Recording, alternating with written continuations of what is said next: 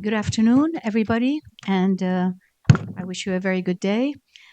Today, we're delighted to have Dr. Moustafa Magliyah with us. Dr. Magliyah, some of you know, was a very active fellow in medical retina and uveitis. He did a lot of research while he was here, and advanced the research for several entities in our hospital. Today, he's going to talk about high myopia, associated retinal detachments and its associated syndromes. And I think this is a timely subject for you to listen to, because we often see high myopes and sometimes we don't think that they have a syndrome behind that, which needs further investigation. So it's not just the eye, we're talking about the full body of the patient. And sometimes the changes that people have when they have high myopia can be life-threatening. So we need to know about this. I'm very delighted to welcome Dr. Moustafa Magliyah to the podium, and also to welcome him to our vitreoretinal division. Thank you, Dr. Magliyah. Please give him a hand.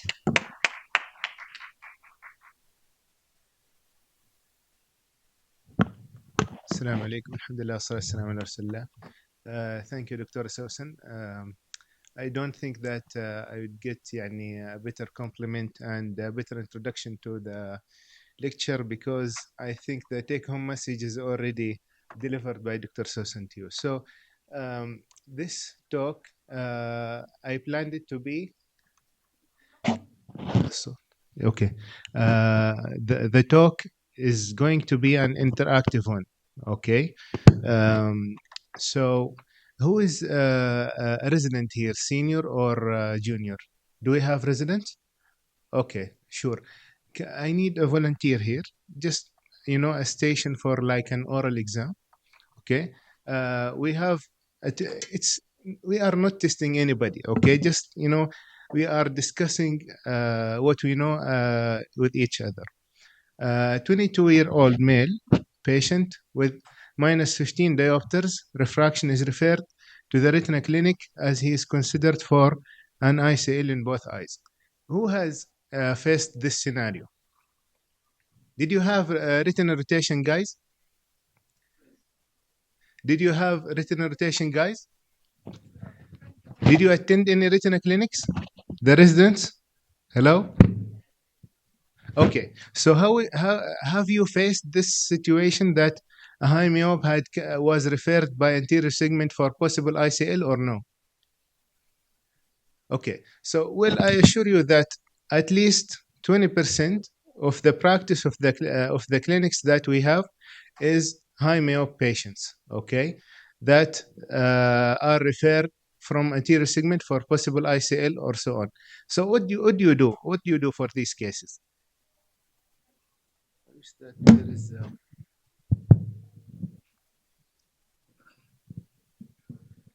so any volunteer resident, please.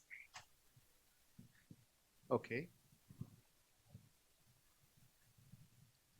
Yeah.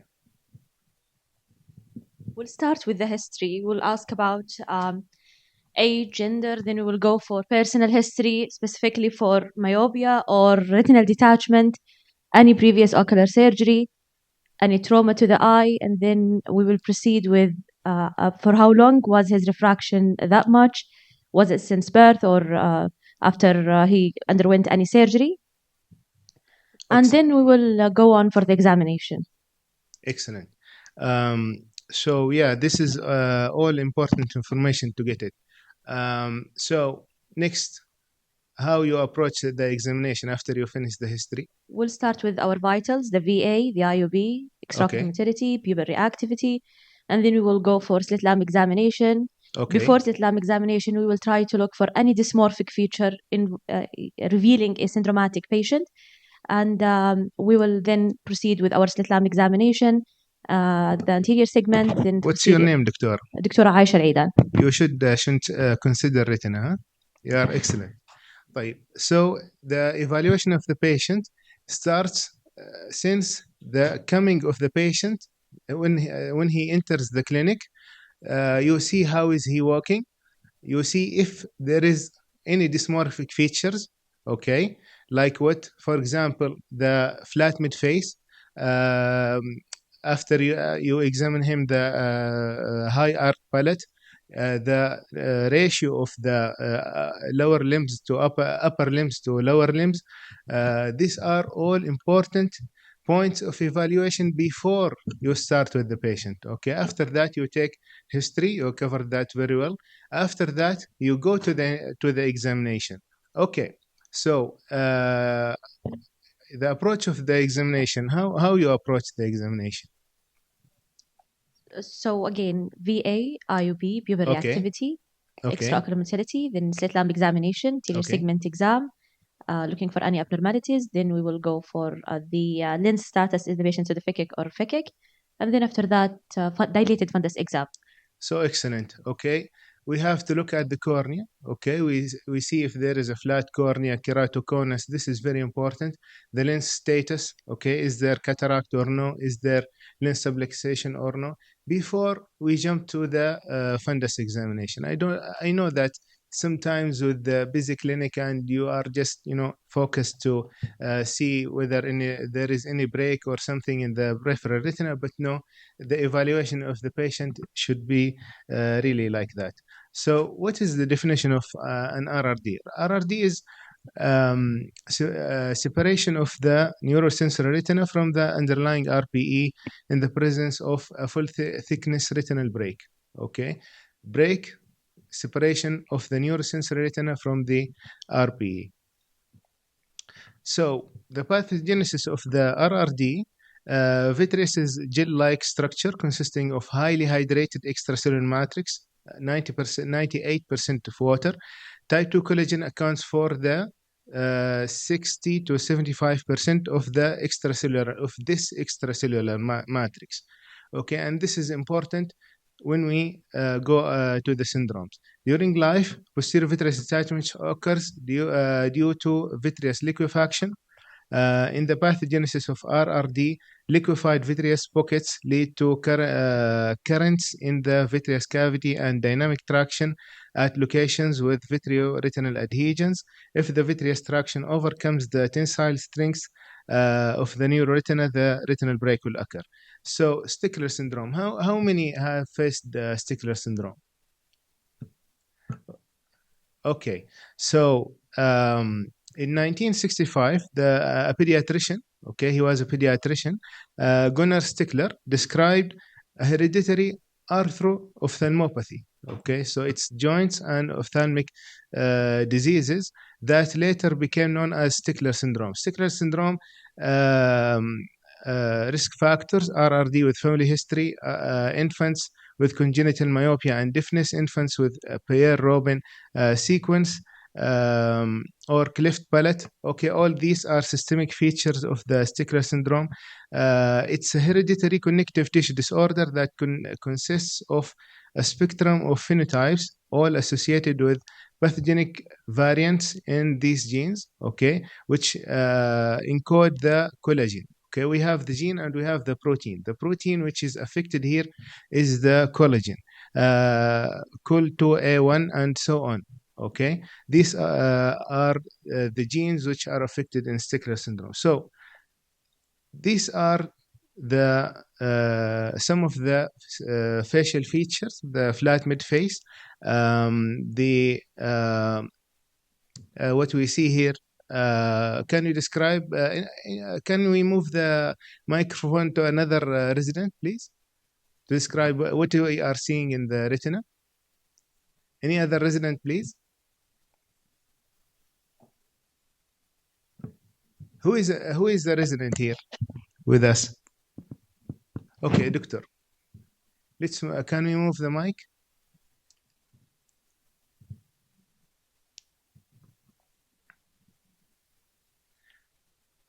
Okay. So starting off with the photo to the left, I can see an external photo of a child from side view.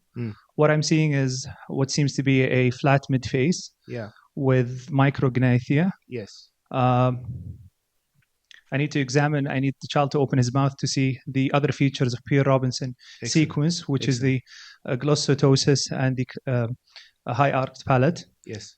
So this is the left photo. Sure. The right photo is a wide field color fundus photo of the left eye.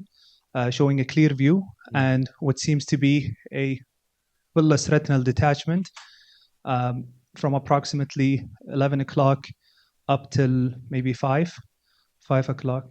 Okay. With some pigmentary changes in the periphery. Yeah. So as doctor said, there are also the high myopic features. High myopic features also, yeah. There is the giant retinal tear here. Yes. It's like not just a hole. The giant tear is here. Okay, the retina is folded. Yes. All these, are indicative of an aggressive RRD here.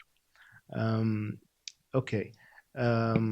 So Stickler syndrome is what happens that leads to the RRD. The problem is that Stickler syndrome, the genes which encode the collagen are affected. So the interaction between the vitreous, posterior vitreous, and the internal limiting membrane are affected. So this leads to the high myopia. The eye will expand due to this disrupted connection between the internal limiting membrane and the posterior vitreous. Here in Marfan syndrome, okay, Marfan syndrome, pathologic variants in FBN1, connective tissue disorder manifesting in 2 to 3 per 10,000 individuals. There are two key phenotypical diagnostic criteria, ectopia lentis and aortic root dilatation or dissection. Okay, so as an ophthalmologist, again, you have to evaluate fully and send the patient to the vascular surgeon or cardiologist, whatever, to get evaluation for all of these features. Reduced corneal curvatures, flat cornea, the corneal lens-related astigmatism, iris transillumination defect, ciliary muscle hypoplasia causing decreased meiosis. Predisposing features for retinal detachment, here, so Marfan is not like a Stickler. Okay, Marfan, here we have another pathology. The scleral remodeling is impaired in Marfan syndrome. The eye is getting expanded due to the weak walls. The wall of the eye is the sclera is getting weaker and expanded here, and this is the cause of high myopia. Increased axial length and associated with complications of early vitreous liquefaction, posterior vitreous detachment, retinal thinning, and lattice degeneration, as well as aphakia. Other non-ocular findings include disproportionate long bone overgrowth, scoliosis, or thoracolumbar kyphosis, pneumothorax, and so on. Okay, so this is a Marfan. Okay, the high upper limbs to lower limbs ratio. The other eye, we see that the lens is subluxated. Again, the subluxation here due to the defect in the fibrillin protein, which also impairs the zonules which hold the lens and cause the subluxation of the lens. So, Knobloch syndrome. Has anybody seen Knobloch syndrome? Okay, excellent. This is an excellent achievement, and one of the ones who has really driven the scientific knowledge of Knobloch syndrome is Dr. Sousan Noelati and Dr. Sulaiman here in Saudi Arabia. Recently published, okay, the surgical outcomes, okay, of 50 patients of Knobloch syndrome who have done intraocular surgery. So we are dealing with a specific phenomena, a unique syndrome here, which was described first by Knobloch syndrome, by Knobloch, of course, in 1971. The Knobloch syndrome is relatively rare and characterized by high myopia, vitreoretinal degeneration, and occipital skull defects. Again, the problem here is in the interaction between the inner limiting membrane of the retina and the posterior vitreous, which leads to the high myopia and also the optically empty vitreous, which predispose for the retinal detachment. Other ocular findings include myopia, early onset cataract, lens subluxation, pigment dispersion syndrome, absence of iris crypts, iris transillumination, persistent papillary membranes, and cone rod dysfunction.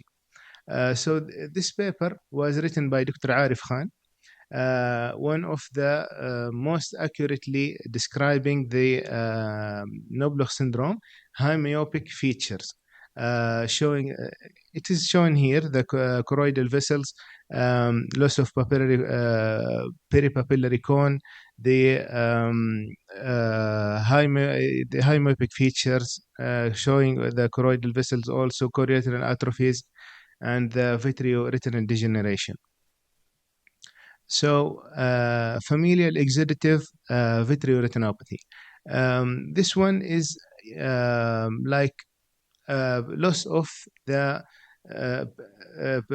vascularization in the peripheral retina, and it's like the pathogenesis of an ROP, but you know the child is a full term, mostly, and there is loss of vascularization in the peripheral area, which leads to complications, and one of them is rhegmatogenous retinal detachment.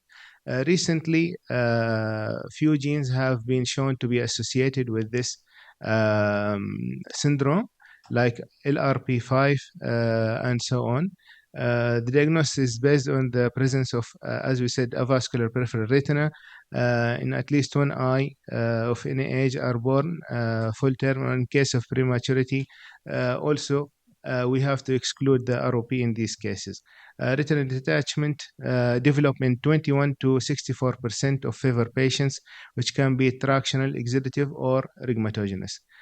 So this is shown here like fever with the tractional band and extending up to the optic disc. Okay. Juvenile X-linked retinoschisis, pathogenic variants in RS1 gene, which cause inherited retinal degenerative disease called X-linked retinoschisis. X-linked retinoschisis is characterized by schisis of the neuroretina with elevated foveal schisis, and can be observed on OCT imaging. The peripheral schisis most often resides in the inferior temporal region of the retina and can have breaks in the inner leaf varying from small holes to large tears. Other changes include subretinal linear fibrosis, pigmentation, white retinal flecks, and vascular attenuation or sheathing. Vision-threatening complications include RRD, TRD, vitreous hemorrhage, and so on.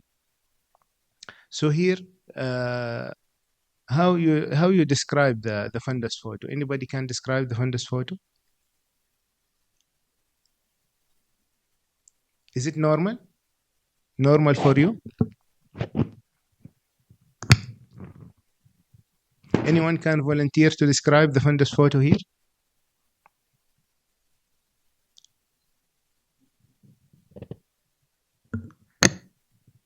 Anyone? No, nobody wants to do. Okay, Doctora. Okay.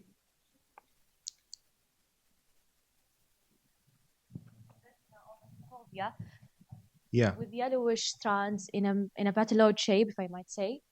Exactly. Other than that, you cannot appreciate any other abnormalities in the vasculature. Exactly. So the foveal reflex is abnormal. It's showing that it is elevated at this area, and with the OCT, it is showing the schisis, which is separation between the inner and outer retinal layers. So this LRPAP1. So this is a gene which is very disposing to rhegmatogenous retinal detachment and known to cause high myopia.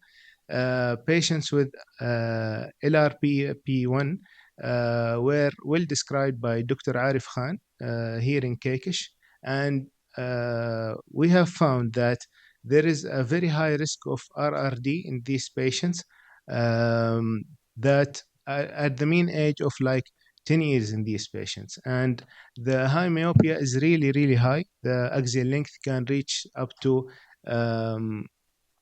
30 millimeters, and the refraction like minus 20 or something like that.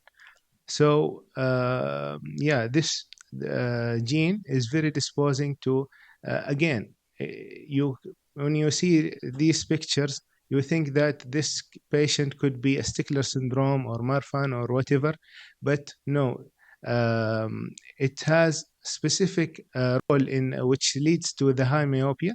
The same action like um, doing the scleral remodeling, similar to another syndrome we have talked about. It is Marfan syndrome. Okay, similar to Marfan, leading to the high myopia with high risk of RRD. Again, this is another gene. This is LIPRL1, okay, which causes high myopia. And also, as you see here in the anterior segment photo, there is lens subluxation, there is cataract formation, okay, and there is a specific form of RRD, which is giant retinal tear related retinal detachment, okay. So it is a distinctive form here of retinal detachment. We noticed that most of the retinal detachments here, no holes. Mainly, the mainly is the giant retinal tear. Anybody can define the giant retinal tear? So we know that we are talking. Everybody understand what we are talking about. More than? Okay, retinal tear. Okay. So these patients also have renal impairment. Okay, the LIPRL1 gene. Okay, it was found recently. Okay, in a paper also, Dr. Suleiman participated in that. The LIPRL1 causes, in association with the retinal detachment, renal impairment. So when you suspect these genes or patient to have this syndrome, you have to send the patient for renal evaluation.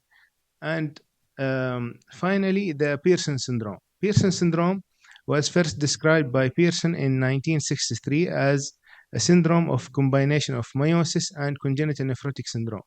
Then the LAMP2 gene was found to be associated with this syndrome. Unfortunately, in the beginning, many children, they were dying because of the congenital nephrotic syndrome, but with the advancement of the science, now we are getting patients who are treated of the nephrotic syndrome, renal transplantation. Then they will get the they will get to the ophthalmologist to treat their ophthalmic condition. Unfortunately, the meiosis microchoria, the small pupil, has limited so much the description of the posterior segment, and many people have found that these patients get RRD when they do B scan for them, but the problem is that we cannot characterize the fundus photo. Okay, the axial length is high. It suggests that there is myopia, but recently the characterization of the posterior pole and the fundus in Pearson syndrome, we have found that there is a combination of high myopia and peripheral retinal avascularization. This combination is suggestive of Pearson syndrome that these patients have. So these are the features of Pearson syndrome. They are showing the microchoria. Some of them, they are having like fibrovascular formation, proliferation formation due to the avascular retina, and high risk of RRD due to these combined effects in patients with Pearson syndrome. Again, some of them, they were having the ophthalmic follow-ups, okay, but need to be sent for renal evaluation, because when they had the renal evaluation, they were abnormal. later on, after we have characterized these patients to have this characteristic retinal features, we have discovered that some of the Pearson syndrome patients, they have normal pupil size. They don't have microchoria, but they have the characteristic retinal findings. Okay, so you can, as an ophthalmologist, as a retina specialist, suspect Pearson syndrome even without the microchoria that is a definition of the Pearson syndrome at the beginning. As we see that the science is advancing in this high myopia related RRD, and a lot of work has been done, and the evaluation of the patient is very important. You know where to send the patient, when to suspect that this specialty is needed for the patient, and how to act based on that. So this is the conclusion of my presentation. So any questions?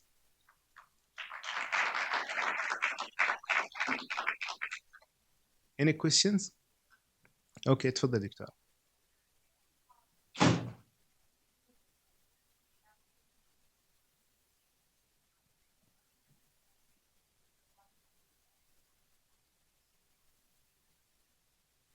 Regarding the prophylactic laser, actually the prophylactic laser has a very good role. Most of the time when you see like a retinal hole, which is, that is, the edge is starting to elevate, or you suspect that there is some fluid which can come through this the wall of this break, you have to, but you have to be selective regarding the barrage laser. The high myopia per se is not an indication of laser in all patients, but also if you see some changes which are, like lattice, and the patient is like -6, -7, you don't need to do a barrage laser for these patients. I don't know, maybe Dr. Sousan, Dr. Suleiman may have some. So I have comments about the prophylactic laser in patients with syndromic retinal detachment, especially Stickler syndrome. The evidence is on Stickler syndrome. And the studies started with cryotherapy in 2007, and it showed a reduction in the rate of retinal detachment. That was the Cambridge cryotherapy protocol. So they reduced the rate of retinal detachments by 5 folds and 8 folds in unilateral and bilateral and unilateral detachments respectively. Then additional studies were published recently in the last few years, where they used or utilized laser treatment instead of cryotherapy, and the treatment was applied from the aura to the equator, broad laser, and not only to lattice or atrophic holes. So it was a 360 laser treatment from aura to equator, and different studies did different amounts of laser. Some they did only 5 rows of laser, some they did more extensive, broader laser, and all studies showed significant reduction in the rate of retinal detachment from giant retinal tears.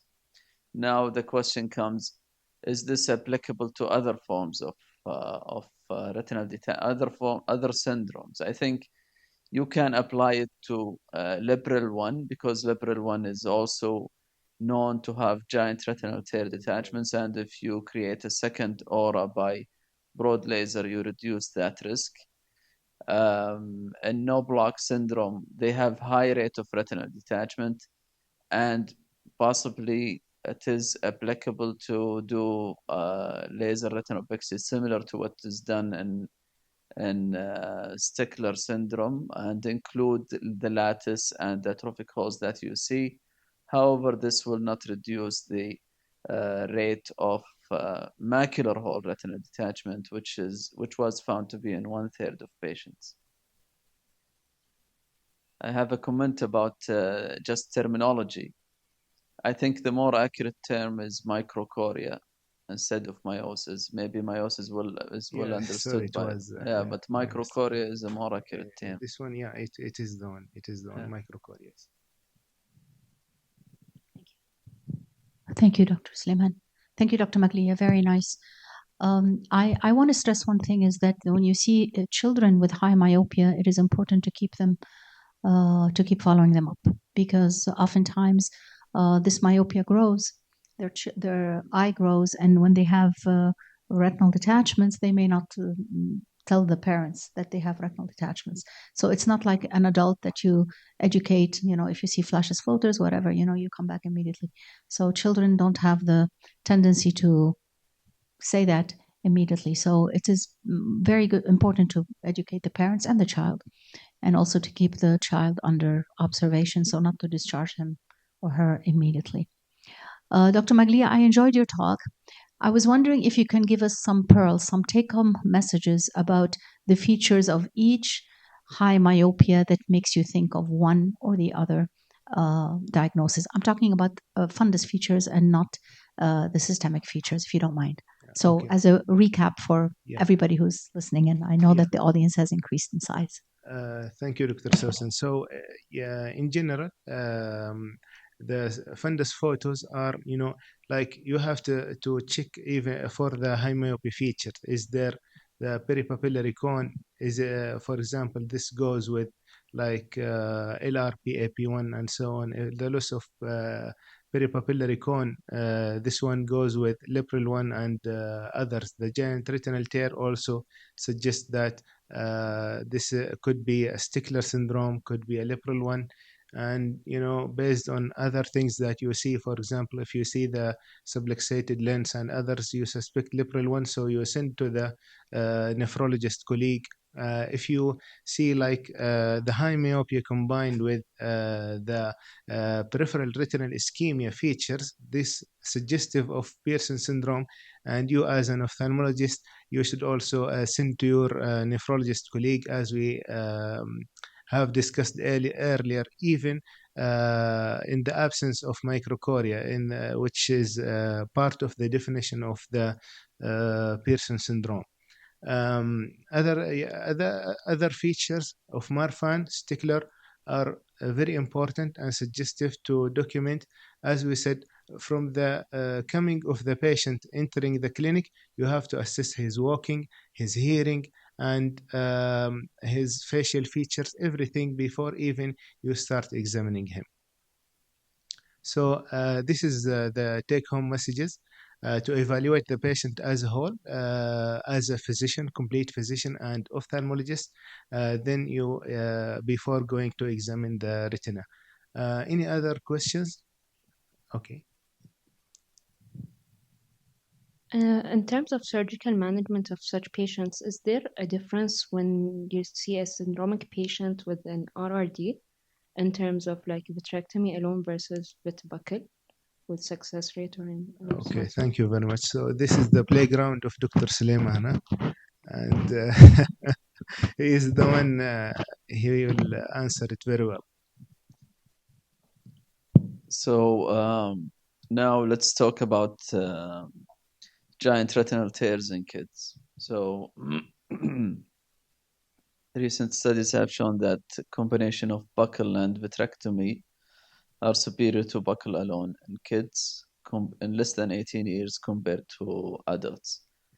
Now, other considerations during surgery vary different depending on which syndrome you are dealing with. Now, in general, these eyes are known to have very adherent hyaloid. They may have vitreoschisis. They have higher rates of BVR following surgery. So the success rate of these cases is less than the success rate of retinal detachment repair in adults. And these eyes have vitreoretinopathy. So they have abnormal vitreous, abnormal adherence of the hyaloid to the retinal surface, which complicate the procedure and increases the likelihood of post-operative BVR. In terms of success rate, I would say it is in the range of 60 to 70%, the final success rate in these eyes. And in one study, they looked at the rate of the number of surgeries, and it ranged from 1 to 15 surgeries per eye to fix retinal detachment. That is the range. And the mean was 3 surgeries per eye. So these are more difficult to fix, and but and this is an important point for everyone, that you are dealing with kids, and the concept of spare eye is very important. So don't give up on them and say inoperable. So I know people who would say that you see that eye, they will say inoperable, and they will give up on it from the beginning. And that's you have to put more effort, especially when you are dealing with kids, because they have 60, 70, 80 years to live ahead of them. And they have high risk of detachment in the fellow eye. Okay, so this is another important point when dealing with these patients with high myopia-related RRD. If it is, for example, due to this disease or that disease, it also controls your discussion with the patient, how you make the expectation of the surgery, the outcomes, and how you discuss the points that are, for example, another surgery, the surgery is like only vitrectomy, only scleral buckle, or combined surgery. These are very important also aspects regarding the syndrome that you are dealing with. Which is also gives us another important point regarding the differential diagnosis here. So any other question?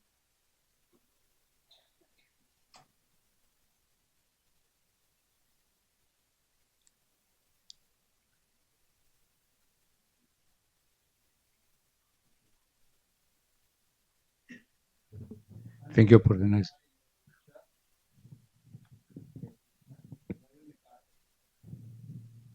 Artificial eyes. Maybe, yeah, this is another option for them. They are kids and they have RRD, so yeah, this is another option.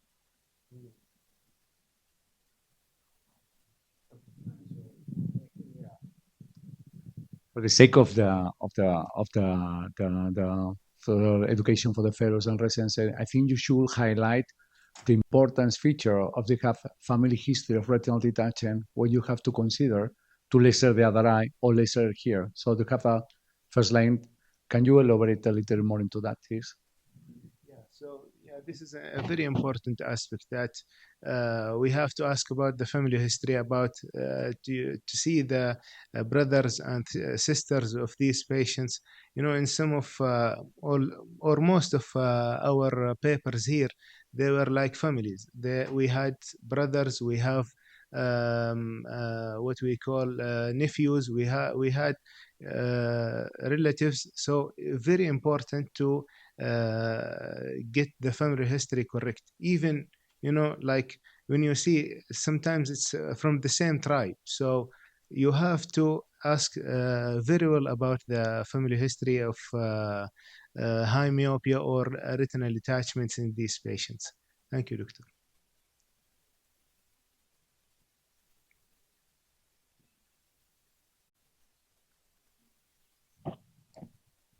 Any other questions?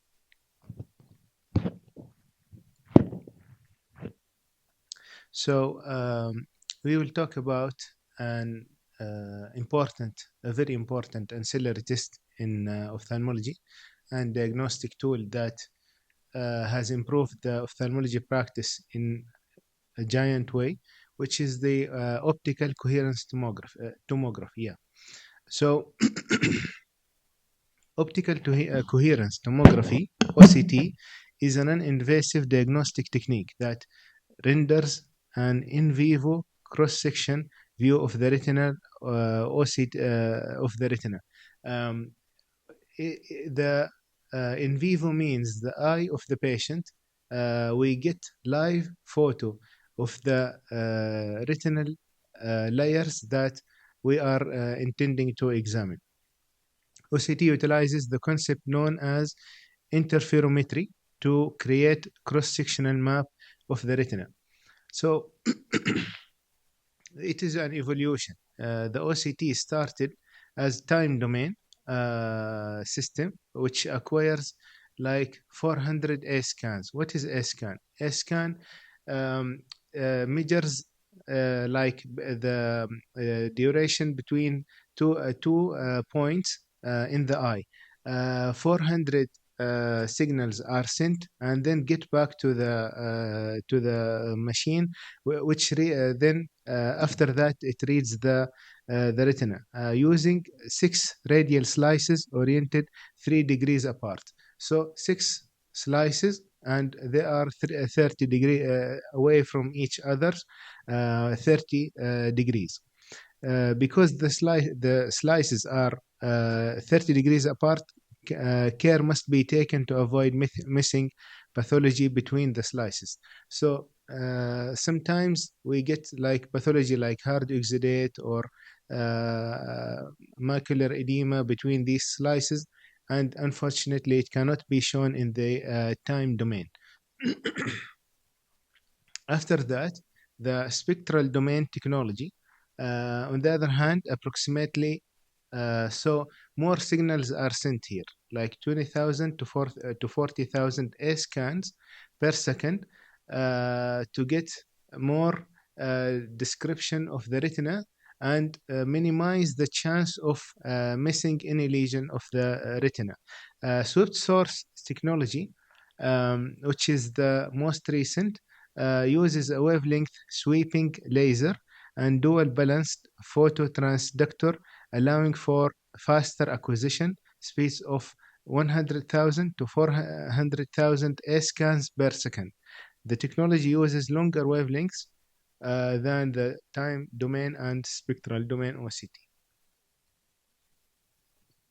So most recently, both spectral domain and swift source OCT have been used to generate non-invasive, non-dye-based OCT angiography images. So after the swift source, we have another invention, which is the OCT angiography. In brief, it uses the motion contrast by comparing the decorrelation signals between the multiple B scans obtained at each retinal cross-section to detect blood flow, employing the principle that theoretically any circulating erythrocytes within the retinal capillaries should be moving in the retina. So it is like B-scan principle of the OCT angiography. It employs that anything moving inside the blood vessels is an RBC. So after that, we get the photo of the OCT angiography. Yes, that these are blood vessels and these are the erythrocytes inside it. So this is the most principal photo. I think every ophthalmology resident and especially in the senior years should be memorizing very well the nerve fiber layer, the from inside out. Okay, the nerve fiber layer, the uppermost, then ganglion cell layer, inner plexiform, inner nuclear, outer plexiform, outer nuclear, external limiting membrane, ellipsoid zone, interdigitation zone, and the RPE. So this is the RPE here, and above it the interdigitation zone, and above it the ellipsoid zone. The ellipsoid zone is very important because any disturbance in the ellipsoid zone leads to decrease in the visual function of the patient and decreased visual acuity. طيب, uses of the OCT. What are the diagnoses that we can diagnose with OCT? Macular edema, okay. Yes. Okay, excellent. Okay, so macular hole, okay, macular pucker or epiretinal membrane, vitreomacular traction, okay, macular edema and exudates, detachment of the neurosensory retina, detachment of the retinal pigment epithelium itself, okay, retinoschisis, pachychoroids, and choroidal tumors. So here in the OCT, we see that there's macular edema with disrupted ellipsoid zone. The ellipsoid zone is this one.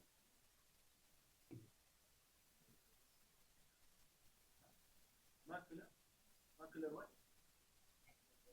Yeah, macular exudate. This is one. What else?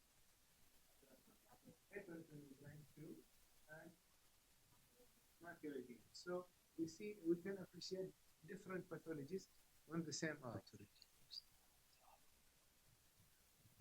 Okay, sure. Yeah, thank you very much. So we can appreciate different pathologies on the same eye with a single photo. طيب. So these are mostly indicative, like this is a diabetic disease. Why? Because of the heart exudates, because of the epiretinal membrane formation. The cystic spaces are not. So what is the difference between the cystic spaces here and there? Here. Okay. Here it is more turbid like. It is more indicative that this is a thick fluid is coming from the diabetic changes.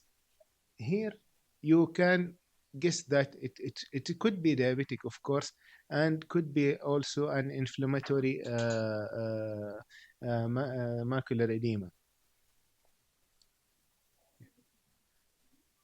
Yeah. This is the epiretinal membrane. It is like a very thin layer, like nylon, on the surface of the retina. Per se, the epiretinal membrane most of the time is not visually indicative or some treatment, but it can contract. This layer can contract on itself and cause what we call macular pucker. The macula itself, it gets folded, and then the only solution is doing surgery. طيب. So what is the difference between the two photos here? This is a macular hole. We know that. You know the macular hole. Exactly. Exactly. The first one is lamellar hole. Okay, lamellar, it is partial. Okay? Like this. Partial. But here it is full thickness macular hole. And the other thing is that about the epiretinal membrane, it can cause macular hole. Once it causes macular hole, we have to do surgery for that. And has anybody like attended retinal surgery or no? Okay, so one of the steps is called inner limiting membrane peeling. Okay, it means that you peel this epiretinal membrane to release the traction here, and the macular hole will and the retina will get connected again, and the hole will close. After the surgery, you will notice that the hole is closed. طيب. So this is CSR. What is CSR? Yeah, central serous chorioretinopathy. What is it characterized by? Yeah, huge subretinal fluids like this. Okay, so what is the usual scenario that we get in the clinic? Yeah, exactly. Young patient coming with decreased vision or blurred vision, um, most of the time in one eye, and we find that here there is a subretinal fluid. Um, so yeah, what are the risk factors for central serous chorioretinopathy? Yeah, exactly. Excellent. Use of steroids, type A personality, the also, yeah, exactly. Some also systemic diseases, systemic steroids, and so on. Recently, some scientists found that even certain gene has caused was associated with the central serous chorioretinopathy, and I have been told about a family that there are like 3 or 4 members of them. They have the CSR, so probably they have a genetic association as well. So, but it's not yet in the books. For a resident level, it is like all these risk factors, except the genetic one that we talked about. Okay, so AMD. What is AMD? Yeah, excellent. Okay, so what is the principle of age-related macular degeneration?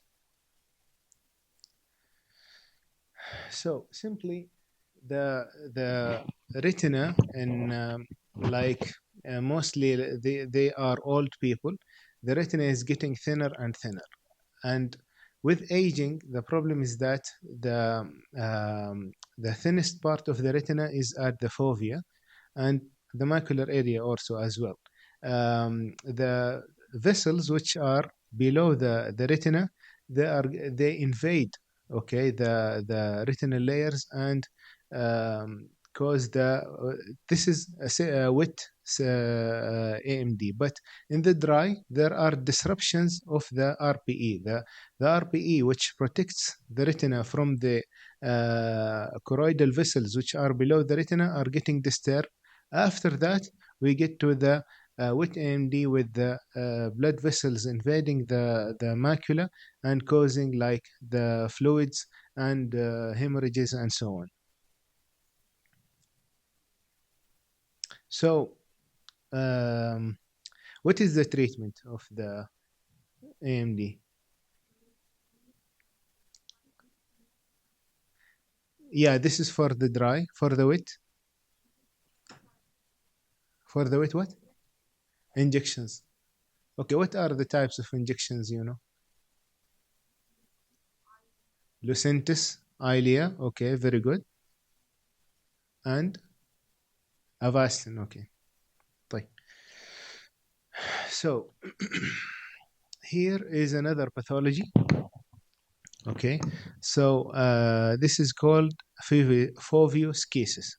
What is foveoschisis? It is separation and like getting further away between the inner retinal layers and the outer retinal layer. Here, you see the inner retinal layers are getting separated from the outer retinal layers. And another name for that is MTM. What is MTM? This is called myopic tractional maculopathy.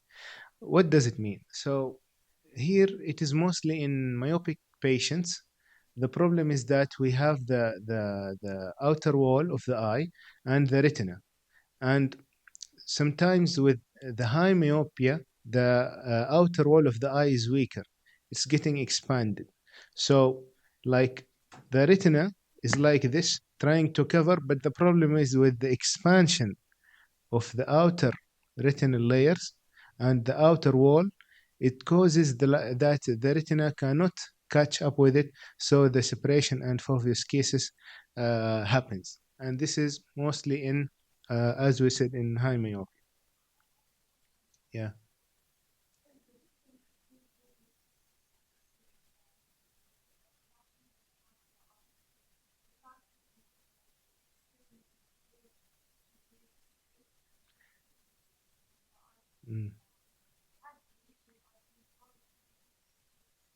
Yeah, this is a good question. You know, in the retinal detachment, there are no connections here between the inner retina and the outer retina. It is full of like subretinal fluids, and you don't see only these, you know, superficial and thin parts of the retina which are separated. The separation occurs at a much deeper level, like in here, this and this at this level. Most of the retina, you know, this is could be like by definition a detachment. Okay, but otherwise, this is a previous cases. So this is another entity, paracentral acute middle maculopathy. This is a new entity which was like described like 10 years ago by Dr. David Sarraf and his colleagues, and it's like inflammation of the optic disc and the adjacent part of the retina, and the lesions which are described are in the at the level of the inner nuclear layer. So this is an inflammatory disease in association with which is mostly in the inner nuclear layer. Another one, acute macular neuroretinopathy. So this one is at much deeper level at the outer plexiform. These changes occur in the outer plexiform layer and separate from the paracentral acute middle maculopathy. طيب. So here are, you know, some changes that we can see fluctuation of the ILM and fold of RPE. Here we see the subretinal fluids, and in this photo here we see like this is an what we call this is the separation between the inner and outer retina is like very deep, and this space is full of fluid. This is an exudative retinal detachment. Okay. Also here, all these are, you know, exudative retinal detachments. What are the differential diagnosis of an exudative retinal detachment? VKH, excellent. What else? Tumors, okay. Yeah, uveal effusion syndrome, malignancies, and malignant hypertension. Okay. So here, again, there is separation between the inner and outer retinal layers, okay? And here there is a subretinal fluid, okay? But it is very important before saying that this is an ERD to look for what? To look for a retinal break. If there is a retinal break, as we have seen in the previous lecture, retinal break plus subretinal fluids, it means an rhegmatogenous retinal detachment. Here this is pigment epithelial detachment at the level of retinal pigment epithelium, and here there is subretinal fluids with bulging of the RPE magnified here. This is a sign which characteristic of, in a way, that this patient might have CSR, central serous chorioretinopathy.